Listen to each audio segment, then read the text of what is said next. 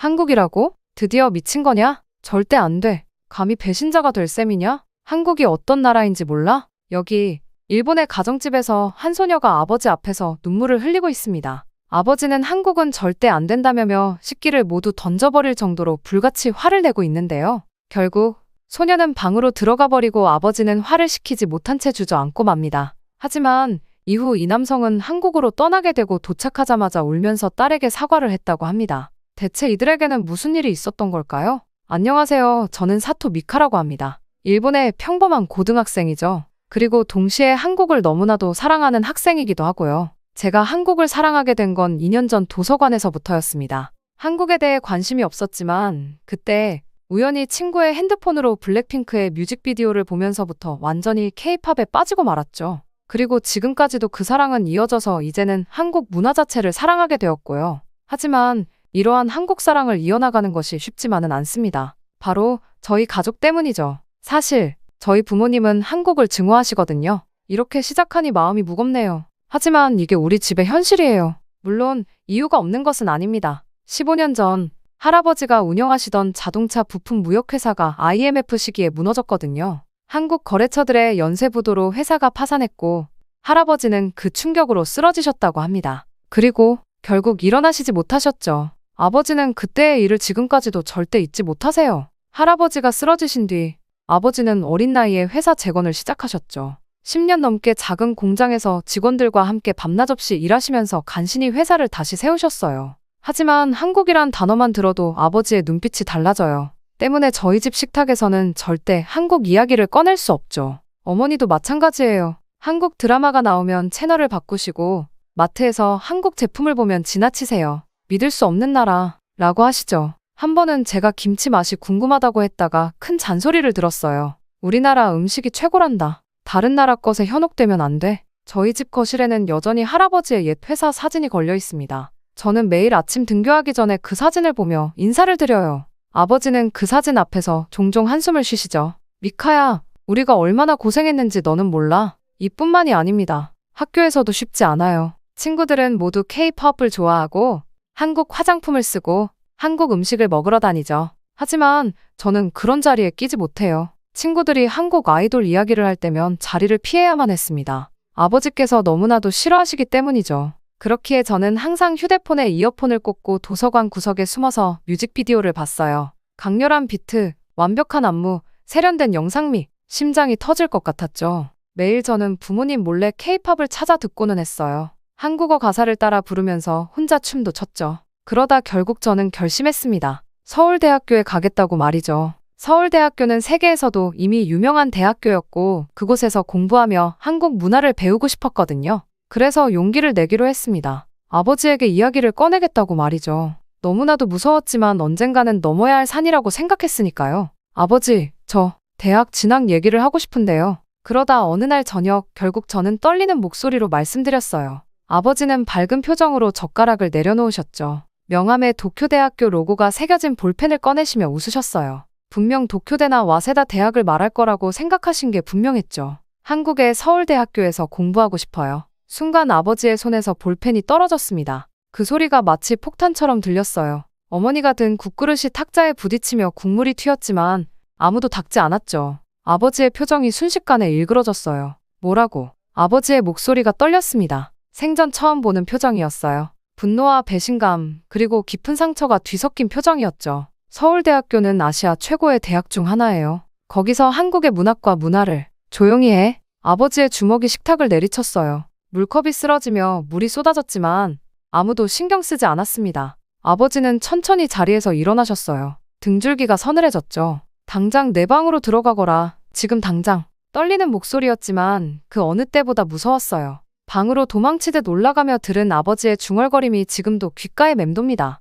우리 딸이 배신자가 되다니. 그날 밤 아버지의 술병 부딪히는 소리가 새벽까지 들렸어요. 어머니의 흐느낌 소리도요. 제 선택이 우리 가족에게 얼마나 큰 상처가 될지 알면서도 이미 제 마음은 정해져 있었습니다. 다음 날부터 제 생활은 완전히 바뀌었어요. 휴대폰 검사는 기본이었죠. K-팝 관련 앱은 모두 지워야 했고 SNS도 제한됐어요. 심지어 도서관 가는 것도 금지됐습니다. 한국 것은 일절 허용하지 않겠다. 는 아버지의 말씀이 호랑이처럼 무서웠죠.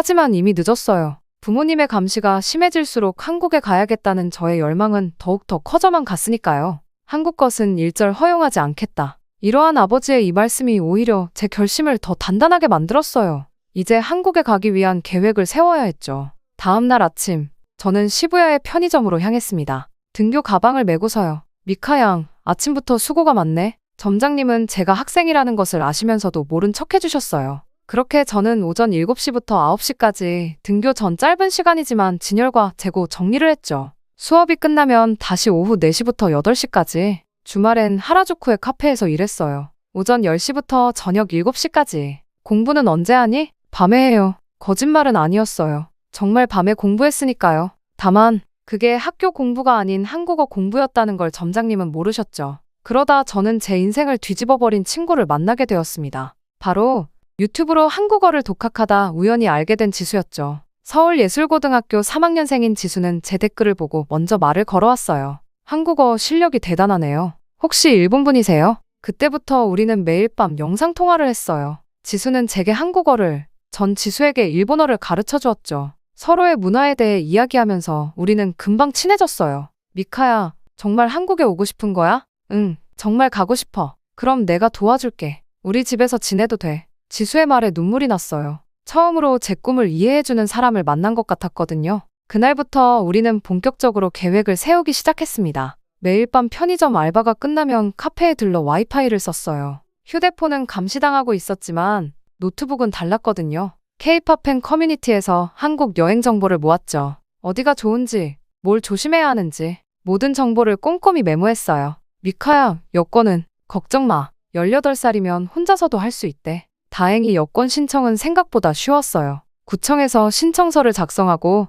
사진을 찍고 일주일 뒤면 받을 수 있다고 했죠. 문제는 돈이었어요. 매달 받는 월급을 전부 모았어요. 용돈도 한 푼도 쓰지 않았죠. 도시락을 싸서 다니고 학용품도 아껴 썼어요. 심지어 명절에 할머니께서 주신 축하금도 모두 모았습니다. 그렇게 6개월 동안 정말 악착같이 모았더니 드디어 300만 원이라는 금액이 모였어요. 왕복 항공권이 70만 원 정도였으니 숙식비와 교통비, 관광비로 충분할 것 같았죠. 미카야, 비행기표는 내가 찾아볼게. 인천공항에 도착하면 내가 마중 나갈 거야. 지수는 정말 든든한 친구예요. 한국에서의 일정도 함께 짜주었죠. 명동, 홍대, 강남, 제가 꼭 가보고 싶었던 곳들을 모두 계획에 넣어주었어요. 가장 어려웠던 건 부모님께 거짓말을 하는 거였습니다. 오사카에 사는 친구 유키의 집에 간다고 했어요. 유키와는 초등학교 때부터 친했거든요. 2주 동안 놀러 간다고 하니 부모님도 별로 의심하지 않으셨죠. 유키네 어머님께 안부 전해드려라. 네, 어머니. 가슴이 찢어질 것 같았어요. 하지만 이미 돌이킬 수 없었죠. 비행기표도 예매했고 지수네 집에도 신세지기로 했으니까요. 짐을 꾸리면서도 마음이 무거웠어요. 옷가지들 사이에 학생증과 여권을 숨기고 모아둔 돈을 지갑에 넣었죠. 휴대폰은 새로 하나 더 샀어요. 한국에서 쓸 선불폰이요. 부모님께 들키지 않게 하려고요. 미카야, 다음 주에 보자. 응, 지수야, 조금만 기다려. 출발 전날 밤, 지수와 마지막 통화를 했어요. 심장이 너무 빨리 뛰어서 잠을 이룰 수가 없었죠. 내일이면 드디어 제가 그토록 동경하던 나라로 가는 거예요. 저는 창문을 열어 도쿄의 밤하늘을 바라봤어요. 별들이 유난히 반짝이는 것 같았죠. 마치 제 가슴속의 설렘처럼요. 할아버지의 회사 사진이 걸린 거실을 지나면서 작게 속삭였어요. 할아버지, 저 꼭 돌아올게요. 그때는 아버지의 마음도 조금은 열려있지 않을까요? 저는 가방을 한 번 더 확인했어요. 여권, 항공권, 비상금, 모든 게 완벽했죠. 이제 남은 건 내일 아침 일찍 집을 나서는 일뿐이에요. 침대에 누워 천장을 바라보며 생각했어요. 이게 잘하는 걸까요? 부모님의 신뢰를 저버리는 건데. 하지만 이미 돌이킬 순 없었어요. 제 가슴 속에서 타오르는 이 열정을 더는 숨길 수 없으니까요. 내일이면 정말 한국에 가는 거야. 떨리는 목소리로 중얼거렸어요. 설렘과 두려움이 뒤섞인 채로 저는 마지막 밤을 보내고 있었습니다. 그리고 다음 날, 출발 시간 2시간 전에는 공항에 도착해야 한다. 저는 인터넷에서 본 주의사항을 중얼거리며 한에다 공항에 도착했어요. 아침 일찍 집을 나설 때만 해도 담담했는데 막상 공항에 들어서니 심장이 터질 것 같았죠. 체크인 카운터 앞에서 여권을 꺼낼 때는 손이 떨려서 몇 번이나 놓칠 뻔했어요. 혼자 여행인가요? 직원의 물음에 고개를 끄덕였습니다. 이상하게도 그 순간 눈물이 날 것 같았어요. 정말 이러고 있어도 되는 걸까? 하는 생각이 들었거든요. 하지만 수화물 태그를 받는 순간 그런 망설임은 사라졌습니다. 이제 돌이킬 수 없어요. 어서 오세요. 한국어로 인사하는 승무원의 목소리에 가슴이 두근거렸어요.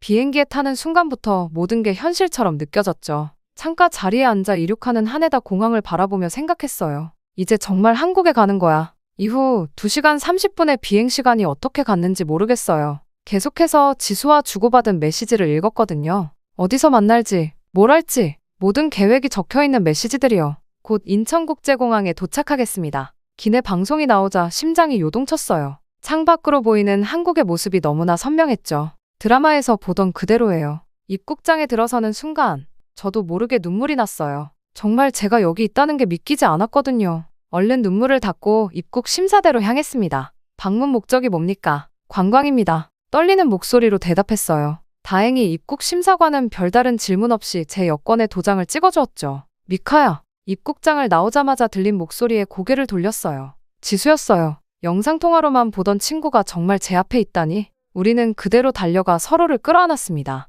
드디어 왔구나. 실감이 안 나. 나도 꿈만 같아. 지수는 제 캐리어를 받아들며 웃었어요. 여기가 지하철이야. 우리 집까지 타고 가면 돼. 지하철역에 들어서자마자 놀라움의 연속이었어요. 한국어와 영어, 일본어, 중국어로 안내방송이 나오고 스크린도어에는 실시간으로 열차 도착 정보가 표시되어 있었죠. 개찰구를 지나는데 교통카드를 꺼낼 필요도 없이 스마트폰으로 탁 하고 찍으니까 바로 열렸어요. 저기 봐. 저게 실시간 열차 위치야. 몇 분 남았는지도 정확히 알 수 있어. 우와, 도쿄 지하철보다 더 편리한데. 차내 디스플레이에는 다음 역까지 남은 시간과 환승 정보, 심지어 열차 내부 혼잡도까지 표시되어 있었어요. 와이파이도 완벽하게 터졌죠. 배고프지? 우리 먼저 밥 먹자. 진짜 한국 맛을 보여줄게. 지수는 저를 데리고 삼성중앙역 근처 골목으로 들어갔어요. 지수가 데려간 곳은 작은 분식집이었죠. 이게 떡볶이야. 매운데 괜찮아? 응, 먹어볼게. 처음 맛보는 떡볶이의 맛은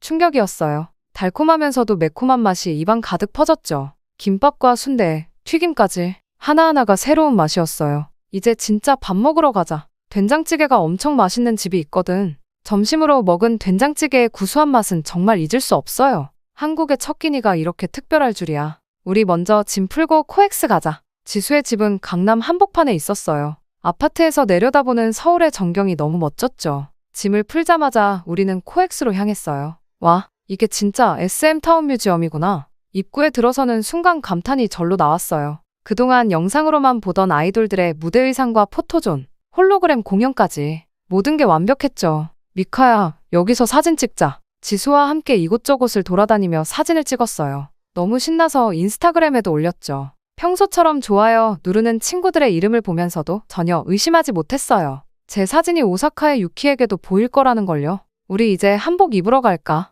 한옥마을에서 고른 한복은 연한 분홍색 저고리에 자주색 치마였어요. 거울 속의 제 모습이 마치 다른 사람 같았죠. 경복궁의 화려한 단청 아래서 사진을 찍으며 이 순간이 영원했으면 좋겠다고 생각했어요. 미카야, 우리 이제 강남 K-팝 춤 학원 가자. 내가 예약해뒀어. 댄스 수업은 정말 즐거웠어요. 선생님께서 친절하게 가르쳐 주셨고 다른 수강생들과도 금방 친해졌죠. 땀을 흘리며 춤추는 동안 저는 완전히 자유로워진 것 같았어요. 그때였어요. 휴대폰이 울렸습니다. 화면에 뜬 발신자 이름에 온몸이 얼어붙었어요. 아빠, 손이 덜덜 떨렸어요. 전화를 받을 수 없었죠. 곧이어 문자가 왔습니다. 지금 어디니? 유키 어머님께 전화가 왔다. 심장이 멎는 것 같았어요. 곧이어 연속으로 오는 부모님의 전화. 10통, 20통, 30통. 점점 숫자가 늘어갔어요. 당장 전화해라. 내가 정말 한국에 갔다는 게 사실이니? 이 불효자식. 아버지의 문자에 이어 어머니의 문자도 계속 왔어요. 미카야, 내가 이럴 줄은 정말 몰랐다. 아버지가 얼마나 실망하시겠니? 당장 집으로 돌아오지 않으면 경찰에 신고할 거야. 순간 다리에 힘이 풀렸어요. 유키가 제 인스타그램 스토리를 보고 자신의 부모님께 말한 것이 분명했죠. 이후 저희 부모님께 연락이 간 거고요. 처음으로 제가 한 선택이 정말 큰 실수였나 하는 생각이 들었어요. 어떡하지?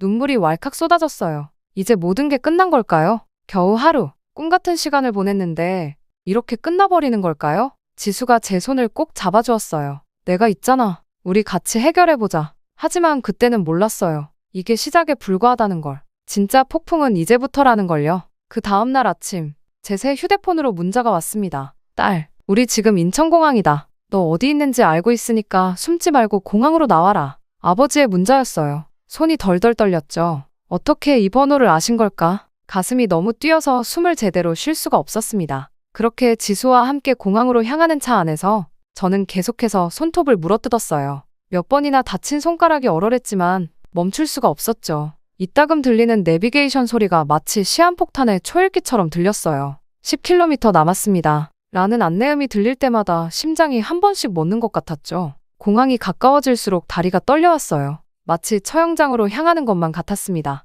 입국장 앞에 서 계신 아버지와 눈이 마주친 순간 제 용기는 물거품이 되었어요. 평생 본 적 없는 무서운 표정이었죠. 아버지의 굳은 얼굴에는 분노와 실망 그리고 깊은 상처가 한꺼번에 담겨 있었어요. 뒤에 서 계신 어머니는 눈도 마주치지 못하고 고개를 돌리고 계셨어요. 어머니의 눈가가 붉은 것이 멀리서도 보였죠. 아버지가 성큼성큼 다가오실 때마다 바닥에 대리석 타일이 울리는 것 같았어요. 그 발소리가 마치 제 심장을 짓누르는 것만 같았죠. 사람들의 시선이 우리에게 꽂혔지만 아버지는 아랑곳하지 않으셨어요. 본능적으로 뒤로 물러섰지만 이미 늦었어요. 아버지가 제 팔을 잡아 끄시려는 순간 감색 정장을 차려입은 항공항 직원이 다가왔습니다. 단정한 머리에 부드러운 미소를 띤 그의 모습이 마치 천사같이 느껴졌어요. 무슨 일 있으신가요? 차분하면서도 단호한 목소리였어요. 아버지의 얼굴이 굳어졌죠. 일본어를 완벽하게 구사하는 직원의 모습에 당황하신 게 역력했어요. 특히 그들의 정중하면서도 단호한 태도는 아버지의 분노를 누그러뜨리기에 충분했습니다.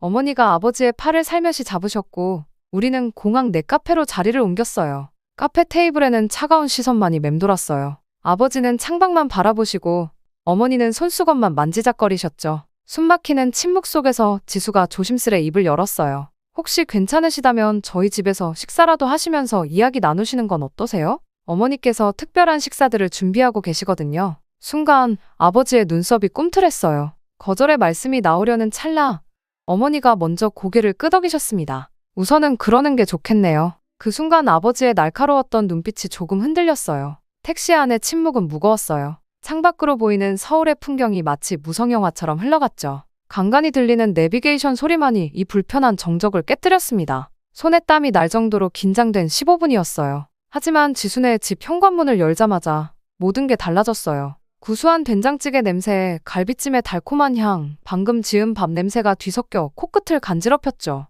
어머니의 굳어있던 인매가 살짝 풀어지는 게 보였어요. 어서 오세요. 기다리고 있었습니다. 지수 어머님의 환한 미소가 우리를 맞이했어요. 거실에 마련된 식탁은 마치 작은 궁중잔치 같았죠. 삼색 나물부터 잡채, 갈비찜, 생선구이까지 정성스레 놓인 은수저와 노수저는 마치 골동품처럼 빛났고 한 상 가득 차려진 음식들은 예술 작품 같았어요. 처음엔 숨소리조차 조심스러웠던 식사 자리였어요. 하지만 갈비찜 한 점을 드신 아버지의 표정이 조금씩 풀어지기 시작했죠. 이 맛은 정말 특별하네요. 제가 3일 동안 숙성시킨 거예요. 저만의 비법이 있답니다. 그렇게 다행히 음식을 매개로 대화가 시작됐어요. 특히 지수 아버님과 우리 아버지의 대화가 물꼬를 텄죠. 자동차 부품 쪽이라고 하셨죠? 저희 회사도 현대차 납품하는데. 아, 그러시다면 혹시 최근 개발된 전기차 부품에 대해? 처음으로 아버지의 눈이 반짝였어요. 두 분의 대화는 비즈니스로 시작해 골프, 와인으로 이어졌고 어느새 웃음소리까지 들리기 시작했죠. 어머니들은 부엌에서 요리 비법을 주고받으시며 가까워지고 계셨어요. 저녁이 무르익어갈 무렵 아버지가 조용히 저를 불렀습니다. 미카야. 처음으로 들리는 부드러운 목소리에 눈물이 났어요. 정말 이곳을 그렇게 좋아하니? 목이 메었지만 진심을 담아 대답했습니다. 네, 아버지. 이곳에서 공부하고 싶어요. 제가 본 한국은 우리가 생각하던 것과는 달라요. 더 발전했고 더 따뜻해요. 창밖으로 서울의 야경이 반짝이는 가운데 긴 침묵이 이어졌어요. 그리고 아버지가 말씀하셨습니다. 좀 더 생각해보자꾸나. 완전한 허락은 아니었지만 작은 희망이 보였어요. 그 순간 창밖의 불빛들이 더욱 반짝이는 것 같았습니다. 이제 진짜 제 꿈을 향한 첫걸음을 뗄 수 있을 것 같았어요. 심지어 다음날 매우 놀라운 일이 일어났습니다. 어젯밤에 긴장감이 채가시기도 전에 아침 식사 자리에서 아버지가 뜻밖의 제안을 하셨거든요. 우리 가족끼리 서울 구경도 좀 해볼까? 어머니와 저는 놀란 눈빛을 교환했어요. 어제까지만 해도 한국에 대한 반감이 가득했던 아버지의 입에서 나온 말이라고는 믿기지 않았죠. 지순의 가족과 헤어지면서 나누었던 대화가 아버지의 마음을 조금은 열어준 것 같았어요. 첫 목적지는 삼성전자 디지털시티였습니다. 수원에 위치한 이곳은 아버지의 강력한 요청으로 정해졌죠. 처음에는 단순한 견학이라 생각했는데 입구에 들어서는 순간 아버지의 표정이 달라졌어요. 최첨단 기술이 집약된 전시관을 둘러보면서 아버지의 눈빛은 점점 더 진지해졌습니다. 이건 정말 놀랍군. 반도체 생산 라인을 재현해 놓은 공간 앞에서 아버지가 중얼거렸어요. 깨끗한 클린룸 안에서 움직이는 로봇들의 모습에 감탄사가 절로 나왔죠. 특히 차세대 디스플레이 기술을 보여주는 공간에서는 발걸음을 떼지 못하셨어요. 오후에는 현대자동차 연구소로 향했습니다. 아버지의 전문 분야와 관련된 곳이라 더욱 기대가 컸죠. 연구소 내부의 첨단 시설들을 보면서 아버지의 표정이 점점 밝아졌어요. 특히 자율주행차 테스트 공간에서는 마치 어린아이처럼 즐거워하셨습니다. 이런 기술력이라면 우리 회사와도 충분히 협력할 수 있겠어? 처음으로 한국 기업을 긍정적으로 평가하시는 말씀을 들었어요. 가슴이 뭉클했죠. 저녁에는 송도로 이동했어요. 스마트시티의 모습에 아버지는 또 한 번 충격을 받으신 것 같았습니다. 지능형 교통 시스템, 자동 쓰레기 수거 시설, 에너지 관리 시스템, 미래 도시를 방불케 하는 모습에 연신 고개를 끄덕이셨죠. 게다가 롯데월드타워 전망대에서 바라본 서울의 야경은 압도적이었어요. 반짝이는 불빛 하나하나가 마치 별처럼 빛났죠. 아버지는 오랫동안 창밖을 바라보시다가 말씀하셨습니다. 미카, 너는 정말 이곳에서 공부하고 싶은 거니? 네, 아버지. 제 꿈이에요. 잠시 침묵이 흘렀어요. 그리고 아버지가 결단을 내리셨죠. 서울대학교에 합격한다면 유학을 허락하마. 순간 눈물이 왈칵 쏟아질 뻔했어요. 하지만 꾹 참았죠. 대신 아버지의 팔을 꼭 껴안았어요. 그렇게 마지막으로 들른 강남의 거리에서는 새로운 모습의 한국을 발견했어요. 화려한 거리를 걸으며 어머니는 세련된 카페들과 예쁜 매장들을 구경하시느라 연신 휴대폰 카메라를 들었죠. 아버지도 한국의 트렌디한 문화를 보시며 감탄하셨어요. 특히 한류 스타들의 이름이 붙은 카페에서 마신 커피와 디저트는 어머니의 마음을 사로잡았답니다. 건물 곳곳에 걸린 화려한 광고판들과 세련된 거리 풍경은 도쿄와는 또 다른 매력이 있었어요. 부모님께서도 이곳의 세련되고 현대적인 분위기에 점점 매료되시는 것 같았죠. 쇼핑백을 양손 가득 들고 계신 어머니의 모습에서 행복이 묻어났어요. 그렇게 시간이 흘러 서울에서의 마지막 날, 우리는 특별한 곳을 방문하기로 했어요. 바로 제 꿈의 종착지, 서울대학교였죠. 관악산 자락에 자리 잡은 캠퍼스는 생각보다 훨씬 웅장했어요. 울창한 나무들 사이로 보이는 건물들이 마치 작은 도시 같았죠. 여기가 서울대학교구나. 아버지의 말씀에는 이제 더 이상 반대의 기색이 없었어요. 중앙도서관 앞에 서서 높이 솟은 건물을 바라보는 아버지의 눈빛에는 오히려 기대감이 어려 있었죠. 도서관 안으로 들어서자 숨막힐 듯한 고요함이 우리를 감쌌어요. 책장 너머로 보이는 학생들의 진지한 모습에 저도 모르게 가슴이 뛰었죠. 어느 날엔가 저도 이곳에서 공부하고 있을 거란 생각에 설렘이 가득했어요. 미카, 이제 진짜 시작이란다. 어머니가 제 어깨를 꼭 잡아주셨어요. 그 손길에서 따스한 응원이 전해졌죠. 캠퍼스를 둘러보는 내내 부모님은 이것저것 물어보시며 깊은 관심을 보이셨어요. 특히 한국어 교육원과 기숙사를 꼼꼼히 살펴보시던 모습이 아직도 선명히 기억나요. 점심시간 학생 식당에서 김치찌개를 드시던 어머니가 문득 말씀하셨어요. 이런 맛있는 걸 매일 먹을 수 있다니 너무 부럽다. 처음으로 한국 음식을 칭찬하시는 어머니의 말씀에 가슴이 뭉클했죠. 오후에는 입학처를 방문했어요. 외국인 전형에 대한 상세한 설명을 들으면서 이제 정말 구체적인 목표가 생긴 것 같았어요. 한국어 능력 시험 TOPIK 6급, 서울대학교 한국어 인증시험. 넘어야 할 산이 높았지만 오히려 가슴이 뜨거워졌죠. 저녁에는 지순의 가족과 마지막 식사를 하기로 했어요. 이번에는 한정식 집이었죠. 전통 한옥을 개조한 식당 안은 마치 타임머신을 탄 것처럼 고즈넉했어요. 한복을 입은 직원들의 정중한 인사, 은은히 울리는 가야금 소리, 모든 것이 새로웠죠. 이런 곳이 있는 줄 몰랐네요. 어머니의 감탄사에 지수 어머님이 환하게 웃으셨어요. 다음에 오시면 더 좋은 곳으로 모시고 싶어요. 두 분의 대화가 이제는 어색하지 않았죠. 코스 요리가 하나둘 나올 때마다 테이블에서는 감탄사가 터져 나왔어요. 특히 제철 나물로 만든 쌈과 전통 장류는 아버지의 마음까지 사로잡은 것 같았죠. 식사가 끝나고 나온 전통차와 다과는 또 다른 즐거움이었어요.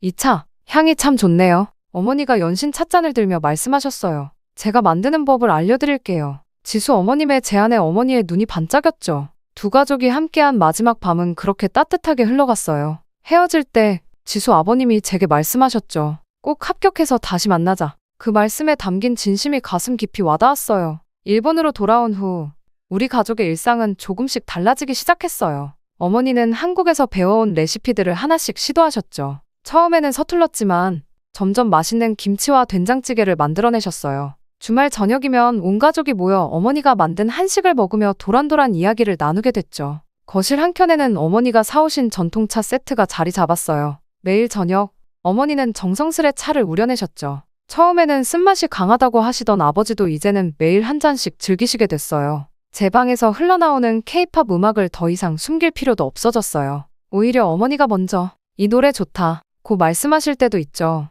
한국 드라마를 보시다가 모르는 단어가 나오면 저에게 물어보시기도 해요. 하지만 가장 큰 변화는 제 생활이에요. 이제 명확한 목표가 생겼으니까요. 매일 아침 일찍 일어나 한국어 능력 시험 문제집을 풀고 한국어 뉴스를 들으며 하루를 시작해요. 학교가 끝나면 도서관에서 공부하고 주말에는 한국어 학원에 다니죠. 지수와는 매일 밤 화상통화로 회화 연습을 해요. 서울대 입학시험을 위한 한국어 공부는 생각보다 훨씬 어려웠지만 포기할 수는 없었죠. 지수가 보내주는 한국어 교재와 모의고사 문제들로 밤늦게까지 공부하는 날도 많아졌어요. 아버지는 가끔 제 공부방에 들르셔서 간식을 놓고 가세요. 예전 같았으면 상상도 할 수 없었던 일이죠. 어머니는 제가 공부하는 모습을 보시고는 살며시 미소 지으세요. 이제는 제 꿈을 응원해주시는 부모님이 계셔서 정말 든든해요. 얼마 전에는 아버지가 놀라운 소식을 전해주셨어요. 다음 달에 한국 출장이 있단다. 현대자동차와 새로운 프로젝트를 시작하기로 했거든. 한국을 거부하기만 하시던 아버지의 생각이 이렇게까지 바뀌다니 정말 신기했죠. 이제 저는 매일 밤 창밖의 달을 보며 서울에서의 꿈을 그려요. 한 걸음 한 걸음 천천히 나아가고 있지만 분명 그 꿈에 가까워지고 있다는 걸 느껴요. 서울대학교 합격이라는 큰 산이 기다리고 있지만 이제는 두렵지 않아요. 우리 가족 모두가 변화했듯이 저도 반드시 변화할 수 있을 거예요. 매일 밤 잠들기 전 서울에서 찍은 가족 사진을 봐요. 그때 행복했던 기억이 제게 큰 힘이 되거든요. 이제 곧 그 사진 옆에 서울대학교 합격증을 놓을 수 있겠죠? 그날을 위해 오늘도 저는 열심히 공부합니다. 저와 가족의 인생을 바꿔준 한국에 꼭 다시 갈 수 있길 바라며 저희 이야기는 마칩니다. 지금까지 저희 이야기를 들어주셔서 감사합니다.